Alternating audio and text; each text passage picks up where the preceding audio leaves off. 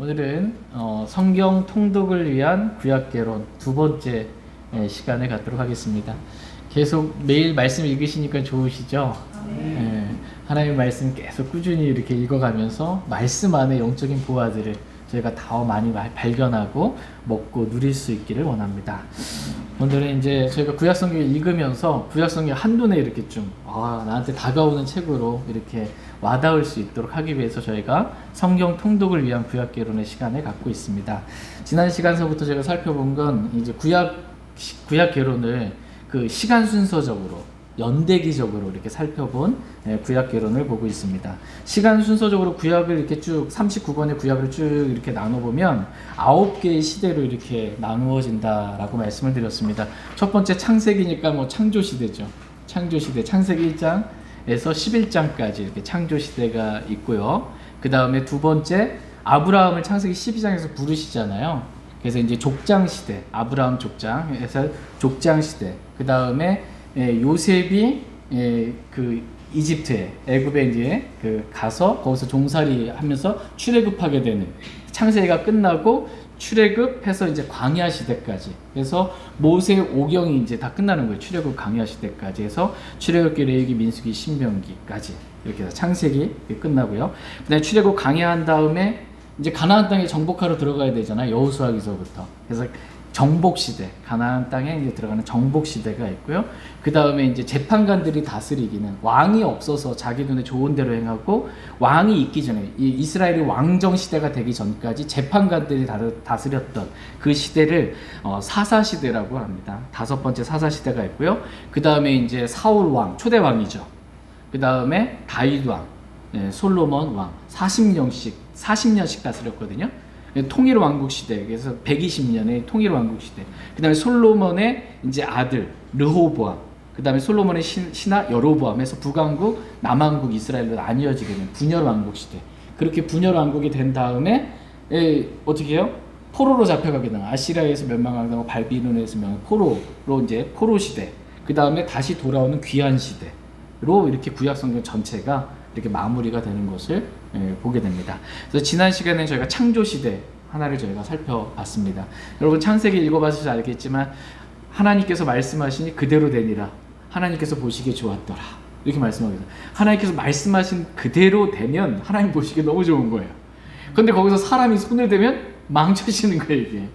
그래서 지난 시간에 우리가 영적으로 이 말씀을 적용할 때 내가 살면 다 망가지는구나. 하나님 보시기에 나쁜 것들밖에 없구나. 나는 죽고 내 안에 그리스도께서만 사셔야 하나님께서 보시기에 좋았더라가 되는구나 라는 말씀을 저희가 창조시대 때 영적 적용으로 살펴봤습니다. 오늘은 이제 족장시대와 관련하여 말씀을 먼저 살펴보도록 하겠습니다. 족장시대 총 기간으로 치자면요 360년 정도입니다. 족장시대 아브라함부터 시작해서 360년 정도다 이렇게 보시면 되고요.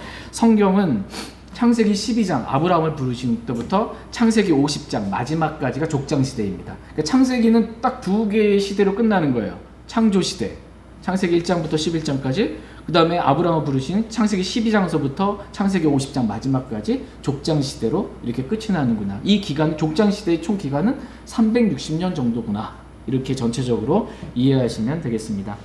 그래서 족장시대 기간의 시작은 1997년 아브라함이 출생한 게 그 BC 주전 1997년부터 해서 요셉이 이제 죽게 되는 창세기 50장은 요셉 죽잖아요. 내 뼈를 치해라 이렇게 하면서 1635년까지 1635년 요셉의 사망 때입니다. 주전 그래서 360년 정도입니다. 이 족장 시대 때 주요 사건을 보면 창세기 12장에 아브라함을 부르셔서 히브리 역사의 시작이 되는 거예요. 히브리 역사의 시작이 이때 아브라함부터 시작이 되는 것입니다. 그 다음에 창세기 15장 그리고 창세기 17장 이 아브라함의 언약 하나님께서 아브라함과 언약을 맺으신 창세기 15장 창세기 17장에 하늘의 별들을 보고 내 씨의 이와 같이 많게 하겠다라고 언약을 주시면서 언약의 증표로 아브라함의 언약의 증표로 할례를 하나님께서 주시는 것입니다. 그래서 내 씨를 하늘의 별들과 같이 많게 하시고 가나안 땅을 영존하는 소유로 그렇게 주시겠다라는 약속의 증표로 할례를 주십니다. 그리고 이삭이 하나님께서 아브라함에게 내 사랑하는 독자 이삭을 바치라고 했더니 창세기 22장 이삭 22장이에요. 발음 비슷한지 모르겠지만 22장 창세기를 그래서 이삭을 하나님께 드리는 장면이고요. 창세기 29장 30장 보면은 야곱의 이름이 이스라엘로 바뀌잖아요. 그래서 야곱의 12아들이 이제 태어나는 그 장면이 창세기 29장 30장에 있는데, 이 12아들이 태어날 때 여러분 한번 29장 30장 읽어보면 서로 경쟁적으로 막 서로 막 이렇게 누가 이겼다 막 군대가 온다 막 이러면서 막 서로 이름 지키면서 12명이 이제 태어나는 거예요. 한마디로 진짜 놀라워요. 이게 육신으로 다들 행한 거거든요. 시기와 다툼과 육신으로 애들을 막 낳아가지고 이스라엘 12지파가 생겨서 하나님 축복해 주시고 번성하게 되는 정말 놀라운 하나님의 국률과 은혜가 있는 것들을 보게 됩니다. 그리고 창세기 39장에 요셉이 이제 이집트로 팔려가게 되는 형들의 시기로 인해서 요셉이 이집트로 이렇게 팔려갔지만, 하나님께서 요셉이 노예로 팔려가든지 또는 억울한 누명을 쓰고 감옥에 갇히든지 하나님께서 요셉과 함께 하심으로 그를 형통한 자가 되게 하신. 그래서 우리에게 중요한 거는 우리가 노예로 가든 감옥에 가든 어디를 가든 주님과 함께 하는 것, 이건 주님이 다 형통하게 인도해 주시고 사람들 앞에 은혜를 입게 해주시는 주님의 은혜를 보게 됩니다. 주요 등장인물, 족장시대 때 주요 등장인물은 당연히 아브라함, 창세기 12장, 그 다음에 이삭, 창세기 21장, 이삭이 21장에서 이렇게 출생하게 되고요. 25장에서 이제 이삭의 아들 에서와 야곱의 이제 출생, 그 다음에 30장에서 요셉이 출생하고, 그 다음에 욥도 족장 시대에 들어가는 말씀이에요. 욥기가 시대가 언제냐라고 했을 때 족장 시대다. 이렇게 보는 이유는 뭐냐면, 욥기서를 여러분이 이렇게 읽어보시면 알겠지만 거기서 율법 얘기 나와요? 제사 얘기, 율법 얘기 뭐 이런 거 안 나와요. 율법 시대 전이라는 걸 알 수 있고요. 율법이 주어지기 전에 지금 욥이 있었구나라는 걸 알고, 그래서 족장 시대 때 욥이 거의 있구나라는 것을 알 수 있는 것입니다. 그래서 족장 시대 때 중요한 영적인 교훈은 뭐냐면, 하나님께서 놀라운 은혜와 이 복을 허락해 주셔서 아브라함을 비롯해서 이 땅에 거했던 족장들이 잘 살았을까요? 못 살았을까요? 잘 살았어요. 엄청 하나님께서 복을 더해 주셔서 족장들은 잘 살았습니다. 그러면서 풍족하게 많은 소유를 가지고 이 땅에서 잘 살았지만, 이 족장들, 아브라함부터 시작해서 이 족장들의 믿음의 고백은 뭐냐면, 나는 이 땅에서 나는 나그네요 순례자다, 이렇게 고백하며 살았어요. 땅에 뿌리 박으며 살려고 하지 않았고, 나는 나그네요 순례자고, 순례자는 뭐예요? 돌아갈 길이 있는 거예요. 내가 가야 할 길은 저 하늘의 본향이다 라고 믿음으로 고백하며 살았다라는 것입니다. 히브리서 11장 한번 보겠습니다. 히브리서 11장, 믿음장이죠. 구약시대 때 성도들의 그 믿음으로 살았던 그 인생들을 쫙 믿음으로 누구는 쭉 기록되어 있는 히브리서 11장 13절 14절 한번 보겠습니다. 13절 제가 할게요.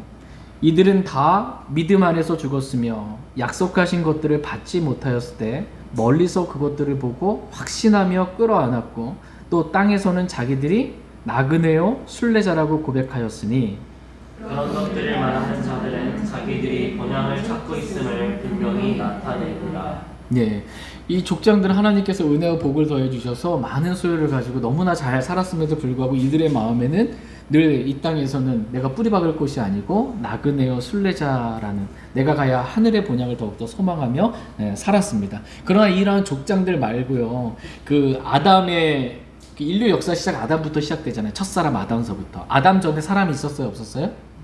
없었어요. 첫사람 아담이에요. 첫사람 아담서부터 130년 정도 이렇게 지나기도 전에 아담의 아들 그 가인이 있잖아요. 가인이 아벨을 죽이잖아요. 근데 이 가인이 자기를 위해 도시를 건축을 합니다. 그러니까는 이 도시를 건축해서 여기서 뿌리박고 살려고 한 거예요, 가인은. 인류 역사 시작 130년이 지나기도 전에 자기를 위한 도시를 건축해서 그렇게 살렸고, 그 다음에 그 노아의 홍수, 이 사건 이후에 인류가 다 멸망되고 난 다음에 니무롯이 등장해서, 니무롯이 한 게 뭐예요? 자신의 왕국을 세운 겁니다. 니무롯은 왕국을 건축해서 이 땅에 뿌리 내리고 살려고 했지만, 족장들은 어땠다는 거예요? 모든 것들을 그렇게 소유했음에도 불구하고 내가 있어야 할 곳은 이 땅이 아니라는 겁니다. 나는 여기서 나그네로 산다. 내가 가야 할 곳은 하늘의 본향이다. 나에겐 더 좋은 본향이 있다라고 믿음으로 고백하며 그렇게 살았던 것을 보게 됩니다. 히브리서 11장 16절 같이 읽겠습니다. 네, 시작. 이제는 그들이 더 좋은 본향을 사모하니 곧 하늘의 본향이라. 그러므로 하나님께서도 그들의 하나님이라 불리는 것을 부끄러워하지 아니하시나니 그분께서 그들을 위하여 한 도시를 예비하셨느니라. 예. 족장들은 이 장막 가운데 거하며 살았어요. 도시라든지 왕국을 세우려 하지 않았고요. 이들의 마음은 늘 더 좋은 본향, 곧 하늘의 본향에 이들의 마음이 가 있었던 것입니다. 이 말씀 우리가 영적으로, 이 족장 시대의 영적으로 우리가 적용하게 되면 하나님께서는 저와 여러분들이 이 땅에 뿌리 내리지 않고요, 더 좋은 본향, 하늘의 본향을 사모하며 살게 되기를 하나님은 원하십니다. 그러할 때 하나님께서 저와 여러분들의 하나님이라 불리는 것을 부끄러워하지 아니하실 것입니다.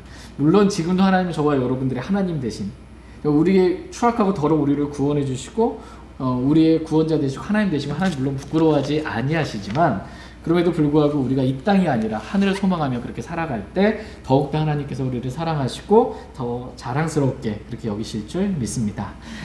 하늘을 소망하며 이 땅의 도시를 포기한 족장들에게 하나님께서 건축하시고 만드신 도시를 그들을 위하여 예비해 주셨습니다.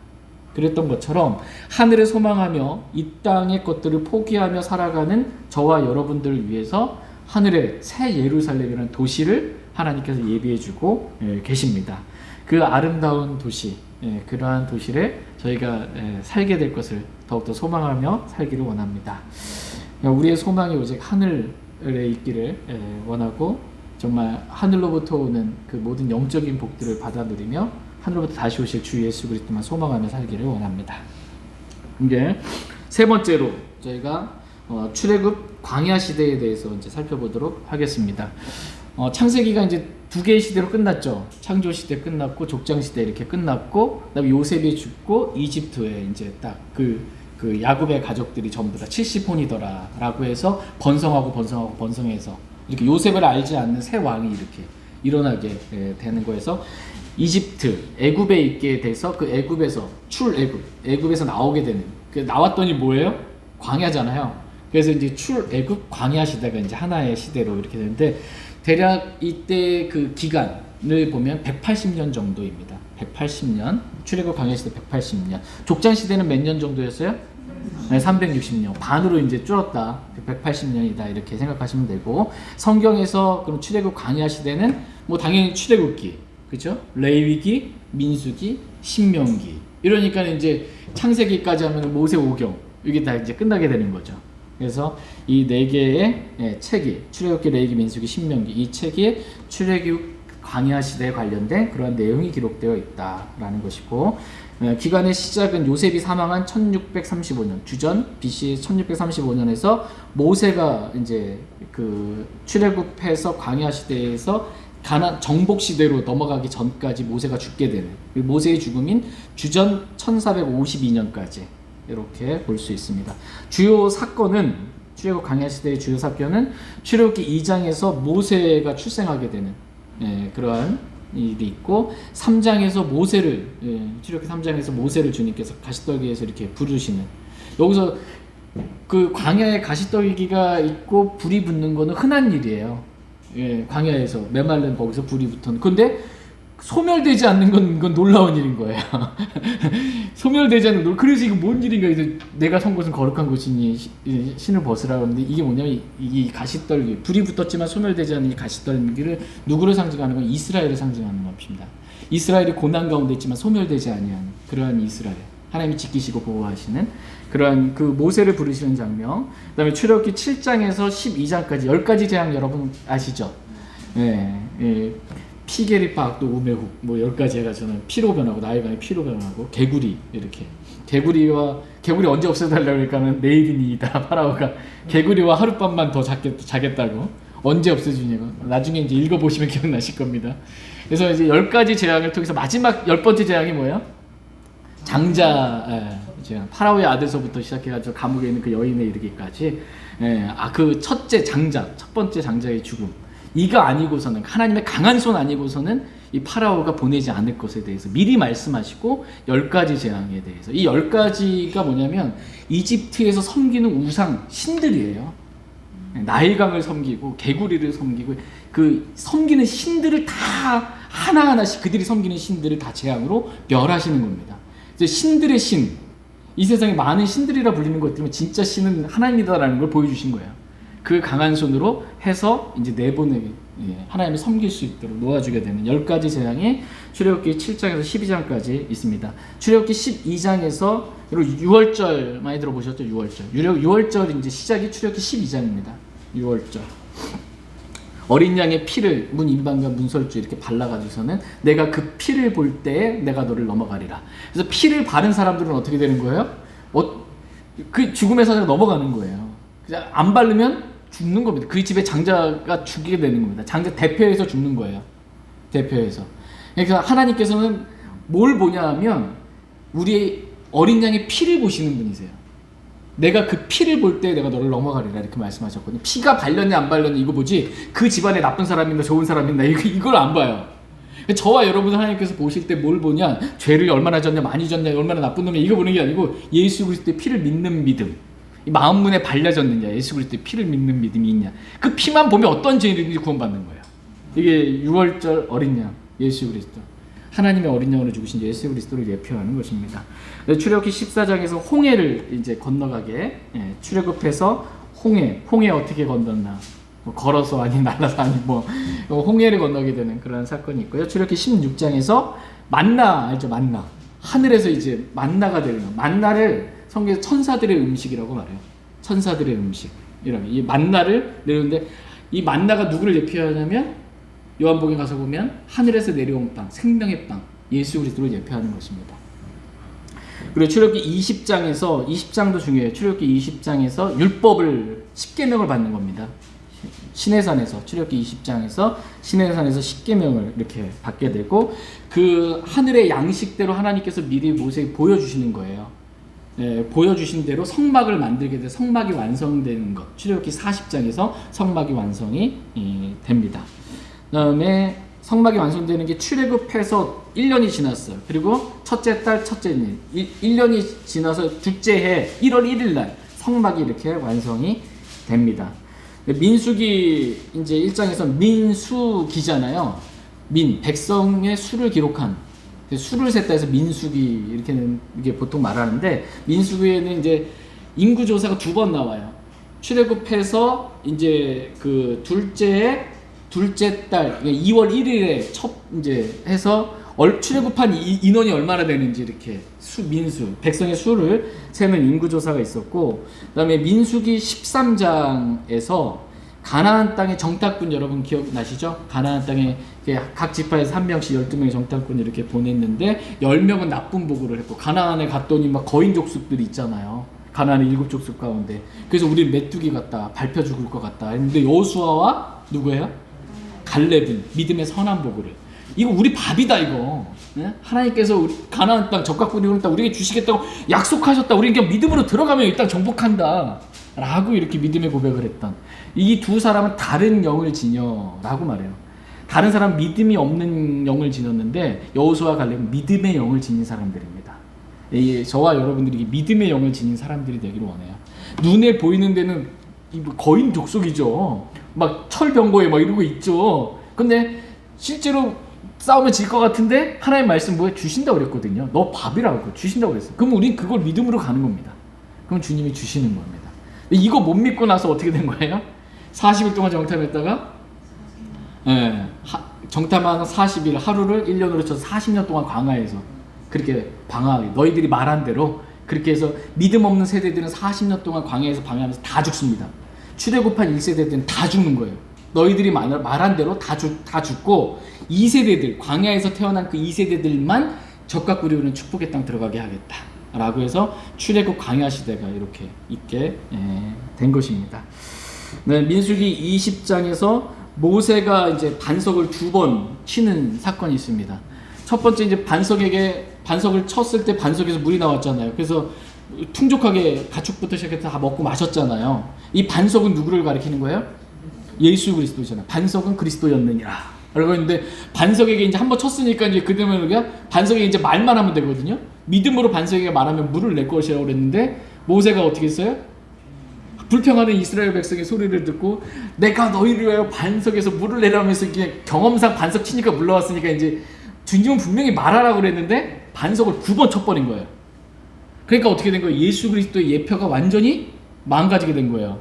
예수 그리스도는 십자가에서 한 번 침을 당하면 우리의 모든 죄들 용서받고 그 다음에는 예수 그리스도님이 다시 십자가에 죽으실 이유가 없으시고 그 이후의 사람들은 다 믿음으로 예수님만 고백하면 모든 죄들이 용서받게 되는 놀라운 일들이 있게 되는데, 이거 완전히 예수님이 한 번 침을 당하고 두 번 또 더 침을 당하고 총 3번 침을 당해서 예수님 마치 계속해서 우리의 죄들로 인하여 죽임을 당해야 될 것처럼 예수님의 그 예표를 망쳐놨기 때문에 아론과 모세와 아론, 너희는 그 가나안 땅이 얼마나 축복된 땅인지는 보기는 하겠으나 들어가지는 못한다. 이 모세와 이 아론이 힘이 없어서 늙어서 죽은 게 아니에요. 예, 타고난 힘이 줄지 않았는데 이 하나님의 말씀에 그대로 순종하지 아니한 것으로 인해, 나를 거룩히 구별하지 아니한 것으로 인해, 하나님의 말씀대로 하지 않는 걸 하나님 믿지 않았다고 성경은 말씀하세요. 나를 믿지 않았다. 그것으로 인해서 이 가나안 땅, 축복의 땅 봤지만 그것을 누리지 못한 것이에요. 이 모세나 아론이 얼마나 억울했겠습니까? 내가 그때 치지만 않고 그대로 말씀대로만 믿음으로 말만 했었으면 이 축복을 다 누렸을 텐데, 이러한 마음이 있었을 거예요.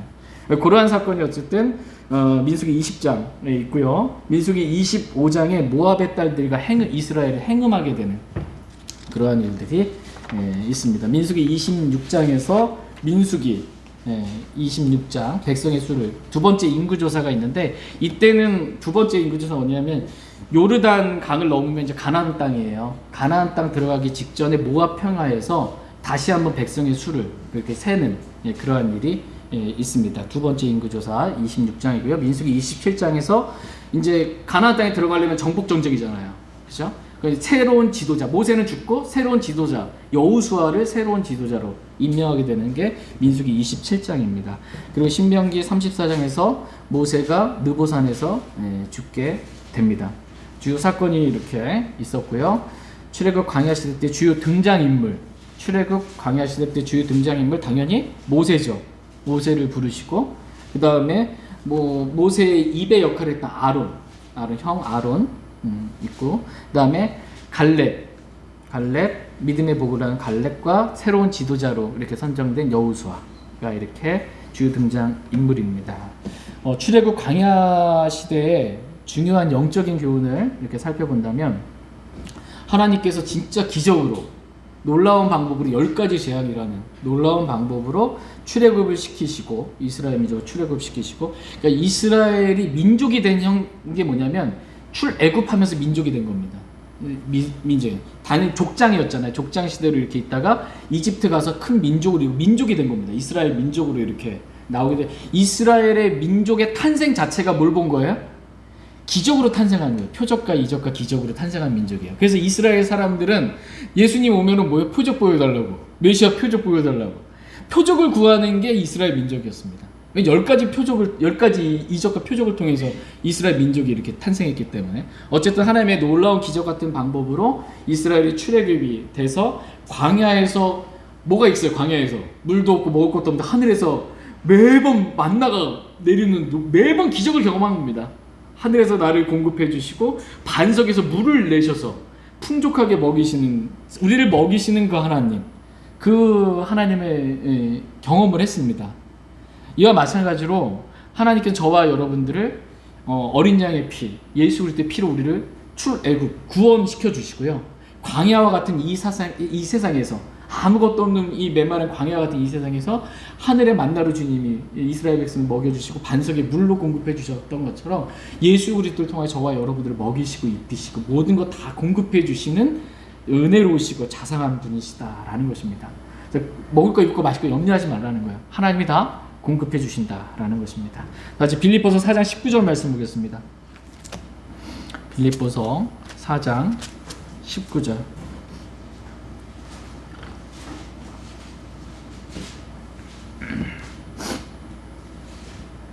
빌립보서 4장 19절 말씀 같이 읽겠습니다. 시작. 오직 내 하나님께서 그리스도 예수님을 통해 너희가 자신의 부유하심에 따라 너희의 모든 필요를 공급하시리라. 아멘. 그러니까 저와 여러분을 구원하신 하나님께서 우리의 모든 필요 역시 친히 예수 그리스도를 통하여 공급해 주시겠다, 이렇게 약속하고 계십니다. 그러므로 우리는 먼저 첫째로 하나님의 왕국과 그분의 의를 구하면 먹을 것, 입을 것, 마실 것 필요한 줄 아시는 하나님께서 나머지는 더하여 주시겠다라고 이렇게 말씀하고 계십니다. 첫째로 하나님의 왕국과, 하나님의 왕국은 먹고 마시는 것이 아니고 성령님 안에서 의와 화평과 기쁨이니라. 그리고 하나님의 왕국에 들어가려면 거듭나지 않으면 들어갈 수 없어요. 그러니까 하나님의 왕국을 우리가 구한다라는 게 복음이죠, 그렇죠? 그리고 그분의 의, 예수 그리스도, 하나님의 의는 예수 그리스도이십니다. 그래서 복음과 예수 그리스도를 우리가 첫째로 먼저 구할 때 먹을 거, 입을 거, 마실 거 이거 하나님 다 책임져 주시고 예수 그리스도 통해 친히 공급해 주시겠다라는 것입니다. 또한 이제 출애굽 광야 시대에 있어서 두 번째 영적인 적용은, 광야 시대 때 어떻게 길이 없잖아요. 먹을 것, 마실 것도 없을 뿐만 아니라 길도 없어요. 어디로 가야 될지. 바람 한번 불면은 뭐 길이 있었다가도 없어지고 뭐 어디를 갈지 모르는데 주님께서는 어떻게 낮에는 이스라엘 백성을 낮에는 구름 기둥으로, 밤에는 불기둥을 바꿔서 인도하시면 큰일 나요. 낮에는 다 더워 죽는 거고 밤에 추워서 이제 죽는 거고. 그러니까 자상하게 우리의 상태를 아시고 자상하게 이게 인도해 주시는 거예요. 이 사막의 그 태양볕에 구름 기둥으로 이렇게, 구름 기둥, 하나님의 인도하심 아래에 있는 게 복이에요. 구름 기둥을 벗어나면은 태양볕이 죽는 거예요. 목말라 그냥. 저와 여러분이 하나님의 인도하심 아래에 있는 게 복입니다. 밤에는 이제 엄청 날씨가 추워서 영하로 떨어져서 얼어 죽을 수밖에 없는 불기둥으로 주님 안에 있는 게 진짜 복입니다. 그렇게 주님이 우리를 인도해 주셨습니다. 이스라엘에서 인도해 주셨던 것처럼 이 출애굽 광야 시대 영적으로 적용해 봤을 때 하나님도 저와 여러분들을 인도해 주시는 분이시다라는 거예요. 근데 뭘로 인도해 주시냐? 말씀으로 인도해 주신다라는 겁니다. 주의 말씀은 내 발의 등불이요 내 길의 빛이니다. 내가 한 걸음 한 걸음 내가 가야 할 길들 주님께서 친히 자신의 말씀으로 우리를 인도해 주시는 그 하나님, 그 말씀의 인도를 따르는 게 복이라는 거야. 이 벗어나는 게 더 괴로운 삶이에요. 말씀 떠나는 게 더 비참한 겁니다. 주님의 인도하심을 머물러 있는 것, 이게 복이다. 근데 주님이 우리를 인도하실 때 말씀, 기록된 말씀으로 인도하시고 성령님께서 우리 안에서 성령의 인도하심을 따라 우리를 인도해 주신다는 거예요. 하나님의 영에 의해 인도함 받는 자들은 하나님의 아들들이니 라는 말씀처럼 우리는 이 땅에서 하나님의, 내 안에 계신 성령님의 인도하심을 받아 사는 것, 이게 복이다 라는 것입니다. 이제 네 번째로 정복시대에 대해서 보도록 하겠습니다. 저희가 지금까지 세 시대 봤죠? 그래서 창조시대, 창세기 11장까지, 그 다음에 족장시대 봤죠? 기억나시죠? 그럼 창세기가 끝났습니다. 그 다음에 출애굽 광야시대에서 출애굽기, 레위기, 민수기, 신명기 다 끝났습니다. 그래서 이제 광야에서 마지막 어떻게 해요? 여호수아를 새 지도자로 세워져가지고 이제 가나안 땅의 정복, 적격구리 흐르는 땅에 정복 전쟁을 하러 들어가게 되는 정복 시대가 이제 네 번째 시대로 열리게 됩니다. 이때 가나안 땅의 정복 시대가 의외로 짧아요. 30년 정도 이렇게 정복 시대. 그럼 여기서 가나안 땅의 정복, 이 정복 시대는 성경으로 치자면 여호수아기입니다. 여호수아기 한 권이 이 정복 시대입니다. 그래서 모세의 죽음으로부터 시작해서 BC 1452년 해서 여호수아가 죽을 때까지 1424년, 약 30년 정도의 기간이 이 정복 시대입니다. 그래서 중요 사건은 정복 시대의 중요 사건은 여호수아기 2장에 라합이 정탐꾼들을 믿음으로 받아들인 사건, 여러분 기억나시죠? 창녀 라합이 정탐꾼을 이렇게 숨겨준 그러한 사건이 창세기 여호수아기 2장에 기록되어 있고, 여호수아기 3장에 이스라엘이 이제 요르단을 이제 건너가게 되고요. 이제 건너갔더니 무슨 성이 있는 거예요? 여리고성이 있죠. 여리고성. 여호수아기 6장에서 여리고성이 이제 한 바퀴씩 돌잖아요. 마지막 이제 해서 그 일곱 바퀴 이렇게 돌고 주님이 외치라. 그럴 때 이제 외치니까 다 납작하게 무너져서 각자 앞으로 성이 완전히 난공불락의 성이에요. 이 여리고성은 도저히 무너질 수 없는 성인데 주님 말씀하시면 무너집니다. 그냥. 주님 말씀하시면 무너진다라는 것입니다. 이 여리고성을 이제 무너뜨리고 얼마나 놀라운 승리를 경험을 했어요. 얼마나 승승장구지. 이제 뭐 이제 다 끝났다 이제 막 이런 승리에 취해 있을 때 뭐 아이성을 보니까 뭐 열이성에 비하면 아무것도 아니에요. 그래서 다 올라갈 필요도 없다 이거. 몇몇만 그냥 좀 올라가가지고서는 그냥 하면 된다 했는데 이 아이성 전투에서 아간의 죄로 말미암아 완전히 패배하게 되는 사건이 있습니다. 이게 여호수아기 7장입니다. 아이성에 패배가 있었고 여호수아기 8장에서 12장까지 아이성을 비롯해서 이제 12장까지 가나안 땅에 이제 정복 전쟁이 이루어지게 됩니다. 여호수아를 필두로 해가지고는 가나안 땅의 중간 부분을 먼저 정복하고 그 다음에 남쪽, 북쪽을 이렇게 정복을 하게 됩니다. 여호수아기는 총 24장으로 되어 있는데 크게 두 부분으로 나뉘어요. 12장까지가 이제 정복 전쟁이고요. 13장서부터 24장까지는 분배예요. 땅의 분배. 12지파 이제 분배해 줘야 되잖아요. 각 지파별로 분배해 주는 그러한 모습이 여호수아기 21장까지 13장에서 21장까지 땅의 분배가 있고요. 24장의 마지막으로 여호수아가 죽는 그러한 장면이 기록되어 있습니다. 이 정복 시대 때 주요 등장 인물은 당연히 여호수아. 그 다음에 정탐꾼을 숨겨준 라합 기억할 필요가 있고, 그 다음에 아이성 전투에서 누구 때문에? 아간 때문에. 이렇게 나 때문에 이 영적으로 우리 가정이 무너질 수도 있고 나 때문에 교회가 무너질 수도 있다. 이거 좀 주의할 필요가 있는 것입니다. 그 다음에 갈렙, 여호수아와 갈렙, 믿음의 그 선한 고백을 가진. 그래서 갈렙이 여호수아기 10장에서 헤브론이라는 땅을 이렇게 상속받게 됩니다. 정보 시대 때 중요한 영적인 교훈을 이렇게 살펴보게 되면 이스라엘이 여호수아를 따를 때에는 승승장구예요. 승리예요. 승리와 그 승리로 인한 그 땅의 배분이라는 축복을 얻게 됩니다. 여호수아를 잘 따랐을 때. 근데 여호수아가 죽고 난 다음에 이스라엘이 어떻게 됐냐? 완전히 자기 눈에 보기에 좋은 대로 다 행해버린 겁니다. 주님 떠나서. 그래서 이제 수많은 재판관들이 나오게 되고 이 사사시대가 그 다음에 나오는 거예요. 정비시대 사사들이 나와가지고서 13명의 사사들이 이렇게 등장해서 뭐 블레셋에 압제당하고 어디에 압제당하고 몇십 년 동안 압제당하고 이런 일들이 있게 되는 것입니다. 근데 어쨌든 여호수아를 따를 때는 승리와 이 땅의 배분이라는 축복의 삶이 있었다라는 것입니다. 그러나 이제 여호수아가 죽고 난 다음에 이제 망하게 되었던 것처럼 우리도 이제 영적으로 적용하게 되면 여호수아는 예수 그리스도를 예표하는 그러한 인물이에요. 그래서 우리가 예수 그리스도를 따라서 주님이 말씀하신 대로만 가면 승리하는 삶을 삽니다.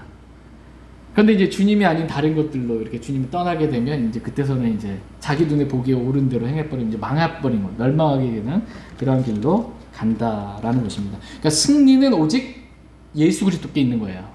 승리는 내가 뭔가 잘해서가 아니라 예수 그리스도께 있는 것입니다.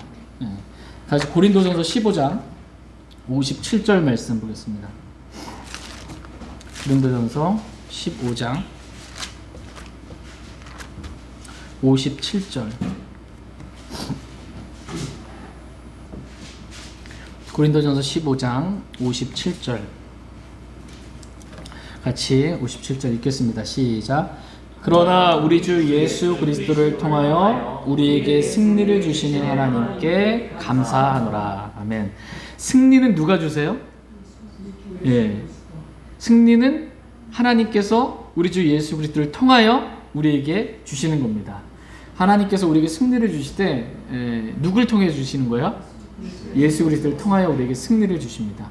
그러니까 승리는 오직 예수 그리스도를 통하여 얻을 수 있는 것이기 때문에 내가 살면 승리가 없어요. 내 안에 우리가 예수님 믿을 때 영접한 자, 그 이름을 믿는 자들에게는 그러잖아요. 영접이 뭐냐? 내 마음에 예수님 영접한 예수님 믿는 거예요. 예수님 믿을 때 예수님 내 안에 들어오셨죠. 왜 들어오셨어요? 예수님? 가만히 계시려고. 내 안에 사시려고 들어오신 거예요. 내 안에 사시려고. 근데 우리는 어떻게 해요? 예수님 좀 가만 계세요. 제가 알아서 다 살게요. 제가 알아서 할게요. 이러면 이제 망하는 거고요.